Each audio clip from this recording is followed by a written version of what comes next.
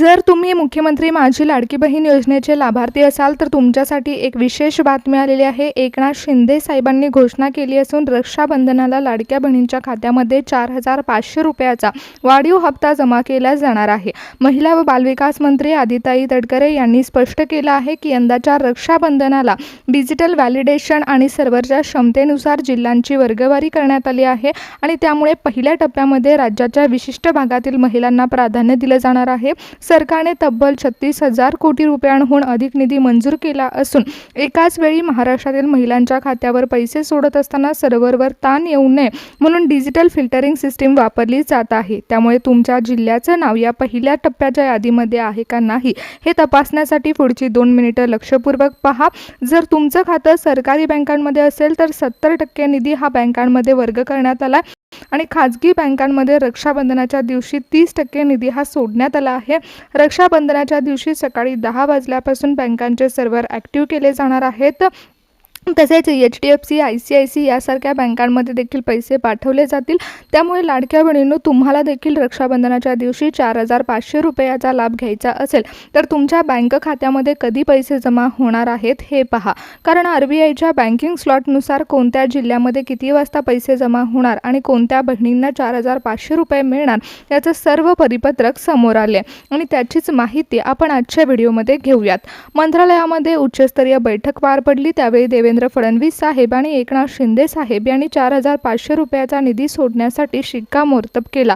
परंतु हे पैसे कोणत्या महिलांच्या खात्यामध्ये सोडण्याचं काम करण्यात येणार आहे यासाठी महिला व बालविकास मंत्री आदिताई तटकरे यांनी एक सूचनापत्रक तयार केले आणि त्यानुसारच महाराष्ट्रातील महिलांच्या खात्यावर पैसे वितरणाची प्रक्रिया रक्षाबंधनाच्या दिवशी पार पडणार आहे। त्यामुळे लाडक्या बहिणींनो, कोणत्या तालुक्यामध्ये किती वाजता पैसे जमा होणार आणि कोणत्या महिलांना लाभ मिळणार हे आपण व्हिडिओमध्ये पाहूयात। बहिणींनो, सरकारकडे कोट्यावधी महिलांचा डेटा आहे, पण एकाच वेळी सर्व्हरवरती प्रचंड ताण येऊ नये म्हणून राज्य सरकारने यावेळी डिजिटल फिल्टरेशन सिस्टीम वापरली आहे।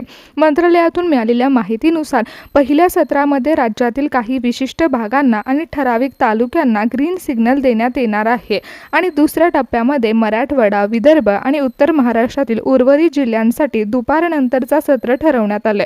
रक्षाबंधनाला बहिणींना 4,500 रुपयाचा लाभ मिळणार आहे, पण महिलांनो, महिला व बालविकास मंत्री आदिताई तटकरे यांनी जाहीर केलेल्या नियमावलीमध्ये 85% महिलांना पात्र ठरवणारा पहिलाच नियम सगळ्यात महत्त्वाचा आहे आणि हा नियम सरसकट महाराष्ट्रातील प्रत्येक अर्ज भरलेल्या महिलेसाठी लागू केला आहे। जर तुम्ही 2024 मध्ये लाडकी बहीण योजनेचा अर्ज भरला असेल आणि तुमचे मागील काही महिन्यापासूनचे हप्ते बंद झाले असतील तर काळजी करू नका, कारण मंत्रालयातून थेट DBTचं बटन दाबण्यापूर्वीच पहिला नियम पार केलेल्या महिलांना पैसे देण्यासाठी ग्रीन सिग्नल देण्यात आला आहे। आणि दुसरा नियम म्हणजे मंत्रालयाच्या डिजिटल सर्व्हरवरून समोर आलेल्या माहितीनुसार सध्या फक्त 50% महिलांच्या अर्जापुढे दुसऱ्या नियमानुसार ग्रीन सिग्नल देण्यात आला आहे आणि याचा सरळ अर्थ असा होतो की जर तुमच्या अर्जामध्ये किंवा कागदपत्रामध्ये कोणतीही तांत्रिक चूक असेल तर तो अर्ज पेंडिंग लिस्टमध्ये जातो। त्यामुळे रक्षाबंधनाच्या दिवशी तुमच्या खात्यामध्ये सकाळी 4,500 रुपये जमा होणार आहेत का रात्री तुम्हाला पैशाचा लाभ मिळणार आहे याची देखील माहिती आपण आजच्या व्हिडिओमध्ये घेऊयात। कारण महिला व बालविकास मंत्री आदिताई तटकरे यांनी जे परिपत्रक जाहीर केले त्यानुसार कोणत्या नियमानुसार कोणत्या तालुक्यातील महिलांच्या खात्यावर किती वाजता पैसे जमा होणार आहे त्याची सविस्तर माहिती देण्यात आली आहे। त्यानंतर जो तिसरा नियम आहे तो काही महिलांसाठी खूप फायद्याचा ठरणार आहे तर काही महिलांसाठी तोट्याचा देखील ठरू शकतो। हाच तो नियम आहे जो ठरवणार आहे की कोणत्या जिल्ह्याला आणि कोणत्या तालुक्याला किती वाजता वाढीव निधीचा लाभ मिळणार आहे। एकनाथ शिंदे साहेबांनी घेतलेल्या या मोठ्या निर्णयामुळे अनेकांच्या चेहऱ्यावर हसू येणार आहे तर काही महिलांना थोडी धावपळ करावी लागू शकते। त्यामुळे तिसरा नियम काय आहे हे समजून घेतल्याशिवाय व्हिडिओ अजिबात बंद करू नका, कारण यावेळी सरकार 3 वेगवेगळ्या टप्प्यांमध्ये DBTद्वारे पैसे खात्यात जमा करणार आहे। जर तुमचा जिल्हा पहिल्या लिस्टमध्ये असेल तर सकाळी बरोबर 10 वाजता तुमच्या मोबाईलवर पैसे जमा झाल्याचा मेसेज येणार आहे। सकाळी 10 वाजल्यानंतर पहिला टप्पा सुरू होईल। त्यानंतर दुपारी 2 वाजता मंत्रालयातून पुन्हा एकदा DBTचं बटन दाबलं जाणार आहे। पण लक्षात ठेवा, हे बटन फक्त मोजक्या आणि विशिष्ट जिल्ह्यांसाठीच दाबलं जाईल। दुसऱ्या टप्प्यामध्ये पात्र महिलांच्या खात्यामध्ये 4,500 रुपये वर्ग केले जातील। त्यामुळे दुपारच्या टप्प्यामध्ये तुमच्या जिल्ह्याचा नंबर आहे का हे जाणून घेतल्याशिवाय अजिबात पुढे जाऊ नका. आणि सगळ्यात मोठं म्हणजे याचा संध्याकाळचा टप्पा आहे. सकाळी 10 आणि दुपारी 2 वाजल्यानंतर संध्याकाळी बरोबर 5 वाजता तिसरा आणि शेवटच्या टप्प्यासाठी डीबीटीचं बटन दाबलं जाईल. म्हणजे दिवसभरामध्ये 3 वेगवेगळ्या प्रक्रिया पार पडतील. त्यामुळे तुमचे पैसे नेमके कोणत्या टप्प्यात येणार आहेत हे जाणून घ्या. लाडक्या बहिणींनो, मंत्रालयातून मिळालेल्या माहितीनुसार जर तुमचं खातं SBI, बँक ऑफ महाराष्ट्र आणि बँक ऑफ बडोदामध्ये असेल तर रक्षाबंधनाच्या दिवशी अगदी सकाळी 10 वाजल्यापासून या बँकांचे सर्व्हर ॲक्टिव्ह केले जाणार आहेत. पण त्याच्या उलट अगदी जर तुमचं खातं HDFC, ICICI किंवा ॲक्सिस यासारख्या खाजगी बँकांमध्ये असेल तर तुम्हाला संध्याकाळपर्यंत किंवा रात्रीपर्यंत वाट पाहावी लागू शकते. रक्षाबंधनाच्या दिवशी सकाळी बरोबर 10 वाजता मंत्रालयातून डीबीटीचं पहिलं बटन दाबण्यात येणार आहे आणि महाराष्ट्रातील सर्व जिल्ह्यांमध्ये एकाच वेळी पैसे जमा होणार नाहीत. तर महिला व बालविकास मंत्री आदित्यताई तटकरे यांनी स्पष्ट केले की जिल्ह्याच्या विभागणीनुसार आणि सर्व्हरच्या क्षमतेनुसार पैशाचं वितरण टप्प्याटप्प्यामध्ये होणार आहे. ज्या महिलांनी 2024 मध्ये या योजनेचा अर्ज भरला होता त्या सर्वांसाठी हा हप्ता सोडण्यात आला आहे. तरी पैसे वाटपाची सुरुवात ही सर्वात आधी सरकारी बँकांच्या माध्यमातून केली जाईल.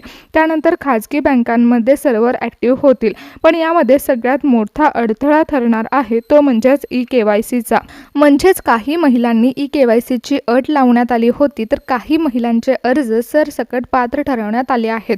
त्यामुळे तुमच्या बँकेच्या प्रकारानुसार तुम्हाला 4,500 रुपयाचा लाभ किती वाजता मिळणार आहे हे देखील जाणून घ्या. एकनाथ शिंदे साहेबांनी रक्षाबंधनाच्या पवित्र सणाला लाडक्या बहिणींच्या खात्यामध्ये थेट 4,500 रुपये पाठवण्याचा प्लॅन तयार केला आहे. पण जर तुम्ही आणि तुमच्या जिल्ह्यानुसार टप्प्यांच्या बँकांची नियमावली तपासून पाहिली नाही तर तुमचा हप्ता अडकू शकतो. त्यामुळे लक्षपूर्वक पहा की तुमच्या जिल्ह्याच्या नियमावलीमध्ये तुम्ही पात्र ठरले आहात का. लाडक्या बहिणींनो, जो पहिला नियम आहे त्यामध्ये महिला व बालविकास मंत्री आदित्यताई तटकरे यांनी 85% महिलांना पात्र ठरवले. पहिला नियम म्हणजे ज्या लाडक्या बहिणींनी EKYC पूर्ण केलेली आहे त्या महिलांना पहिल्या नियमामध्ये पात्र ठरवण्यात आले. त्यानंतर दुसरा नियम तो रेशन कार्ड धारकांसाठी आहे. म्हणजेच पिवळं व केसरी रेशन कार्ड असायला हवं आणि त्याची EKYC पूर्ण असायला हवी.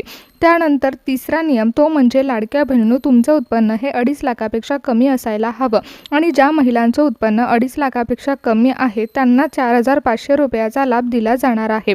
परंतु पुढील येणारा 2100 रुपयाचा वाढीव हप्ता देखील त्यांना मिळू शकतो. त्यामुळे त्यांच्यासाठी आनंदाची बातमी आहे. परंतु ज्या महिला तिसऱ्या नियमामध्ये अपात्र ठरतील त्यांना पुढचा मिळणारा हप्ता देखील मिळणार नाही. त्यामुळे लाडक्या बहिणींनो, 3 नियमानुसार रक्षाबंधनाच्या दिवशी महिलांच्या खात्यावर 4,500 रुपये सोडले जातील.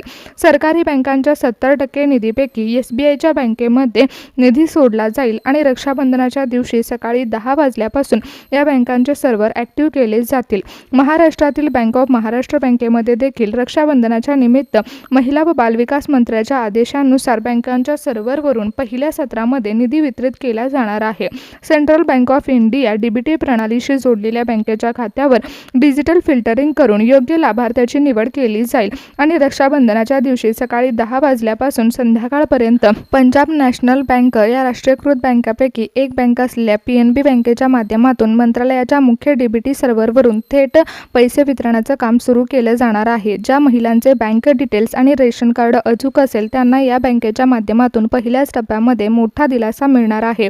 बँक ऑफ बडोदामध्ये जर तुमचं खातं असेल आणि तुम्ही रेशन कार्ड अपडेट केलं असेल तर पहिल्या सत्राचा लाभ मिळणार आहे. HDFC बँकेमध्ये खाजगी बँकांसाठी निश्चित केलेल्या 30% निधीपैकी मोठा निधी वर्ग करण्यात येईल. ज्या महिलांचे मोबाईल नंबर आणि आधार कार्ड बँक खात्याशी जोडलेले आहेत त्यांना खाजगी बँकेच्या माध्यमातून लाभ मिळणार आहे. त्यानंतर ICICI बँकेमध्ये ज्या महिलांचं ऑनलाईन पोर्टलवरती ग्रीन सिग्नल असेल त्यांना 4,500 रुपयाचा लाभ मिळेल. खाजगी बँकांच्या यादीमध्ये समाविष्ट असलेल्या ॲक्सिस बँकेच्या सर्व्हर ॲक्टिव्ह केले जातील आणि सरकारी नियमानुसार ज्या महिलांची कागदपत्र पूर्ण आहेत त्यांना 30% निधीचा लाभ मिळणार आहे.